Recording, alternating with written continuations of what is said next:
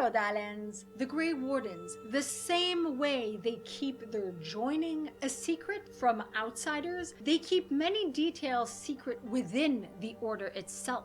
The call is the whispers from the old gods who are searching for those who serve them or are connected to them. All Darkspawn hear the call in their heads. When they find an old god in dragon form, they corrupt it and it becomes an archdemon who then unites them and thus unleashes a new blight. This is why many believe that when all the old gods will be destroyed, the blights will end. The call of the old gods becomes physically audible when close to one of their prisons. The Wardens also hear this call, and this is actually their calling when they must descend into the deep roads to find death in battle. The calling is also known as the Long Walk. It is a ritual created by the first Grey Wardens to prevent future members from watching each other succumb to the Darkspawn taint. It begins with nightmares and bad omens. Then the Warden begins to hear eerie music and whispers, which is the same call the Darkspawn hear to find the old gods. It takes about 30 years after their joining before a Warden begins to hear the call. However, this gap in years varies depending on the willpower of a Warden and their level of interaction with Darkspawn. To this effect, during times of blight, Wardens tend to have shorter lifespans, making it possible to hear the call only 10 years after the joining ritual. Grey Wardens celebrate as they see fit before entering the deep roads and slay as many Darkspawn as they can. Many in the Order believe this ritual to be more for practical purposes of taking down the enemy and reducing its numbers, which makes sense. Even Warden deserters end up hearing the call and wind up either in the deep roads, in the Blightlands, or pursued by Darkspawn. Take your pick. One or the other. Since they are all connected to each other. Thus, all Grey Wardens somehow die at the hands of Darkspawn in one fashion or another. The call is described as a sound of terrible beauty and awful yearning. The architect described it as a pursuit of perfection they could never have, the Darkspawn, for it is corrupted the moment they touch it. A Grey Warden once wrote that this call is almost a voice, at once unearthly and beautiful, kind of like a godly voice, or spirit-like voice, that instigates a sense of a presence watching and calling. Cole described it in the Western approach as an urgency that sped his heart, and it is different from the song of lyrium. There were a number of Wardens under Commander Genevieve who had an early calling, and they had nasty rashes caused by amulets that were designed to speed their taint. Fiona was one affected, but was cured after a mission into the deep roads. It was speculated she was permanently cured from the taint. She left the Wardens and became Grand Enchanter of the Circle of Magi. 27 years after, still no call or taint. She herself does not know how she cured the taint. Otherwise, it would be common knowledge by now. The architect is said free from the call and wished to free his brethren from it as well. He created a version of the joining that uses Grey Warden blood to awaken Darkspawn, and this turned them into sapient disciples. Some of these, however, went mad due to being deprived from the sweet call. It's like withdrawal sickness type thing.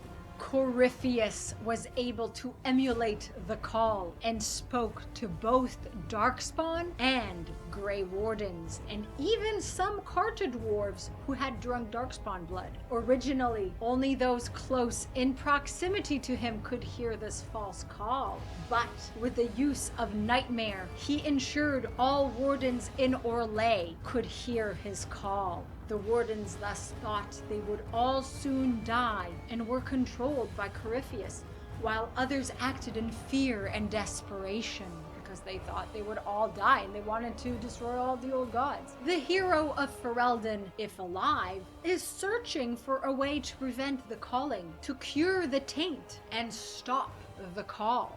Avernus was able to prolong his life with blood magic, though no cure had been found. The hero is also following leads to prevent the effects of the calling and grant longer life, if not cure it altogether. In the Templeof Mythal, when drinking from the Well of Sorrows, when played backwards, the following can be heard. Go to him, Dearth. For Dirtamen, the keeper of secrets and knowledge of the taint and of the call, Mythal speaks the calling. Notice how it's the calling, not the call, but the calling is the ritual that involves the call. A little bit confusing. They go together, not quite the same. Halt, blind. The call is sweet from the blood. Bound to the same, travel far. Don't speak.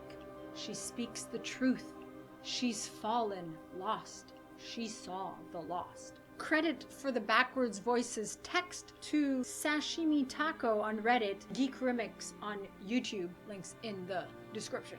This reinforces my crazy theory regarding the Evanuris being linked to the old gods. I'd like to think they are the old gods, which was my original theory, but it's also possible they and the old gods are somehow linked together, bound to the same. So not necessarily the same, just bound to some entities that are greater, worse even, or linked through ritual. Mythal speaks the calling. Only her or all Evanuris sing this horribly sweet song of the call and taint that draw Darkspawn and Grey Wardens to archdemons. A song calling both Darkspawn and Grey Wardens to a pool of grey liquid with yellow-green lyrium hung above it, as seen in Tevinter Nights. This was possibly and likely Gilanane's monsters, and both Darkspawn and Grey Wardens had been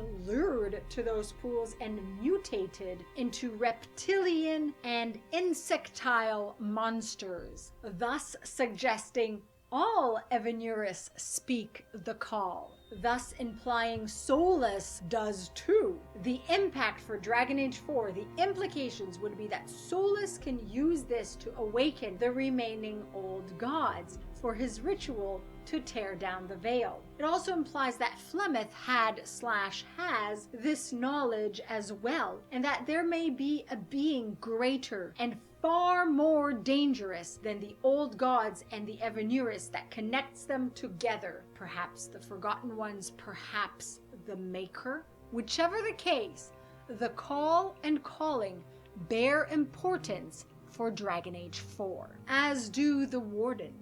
This pretty much concludes my series on the Grey Wardens and the Anderfels. However, I do have a narrative chronology coming up as well for the Grey Wardens. All the important bits in history. Let me know your thoughts in the comments below.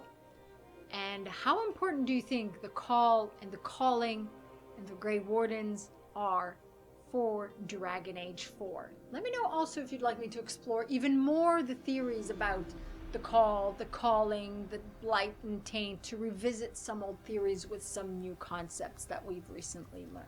And as usual, like this video if you like it, subscribe to be Jimmy approved, and I'll see you all soon. Masaranas. If you're new here and you like my content, be sure to subscribe and hit the bell icon for notifications. Like it if you like it, for the like it if you like it dance. You can also follow my website, binkyproductions.com, where I post everything from all my channels. Exclusive! If you want to support me, consider buying my book, Stardust Destinies 1 Variant Facing. Magic, dragons, fantasy. All relevant links below. Thank you so much for your time. Your continued viewership is very much appreciated. Maseranas.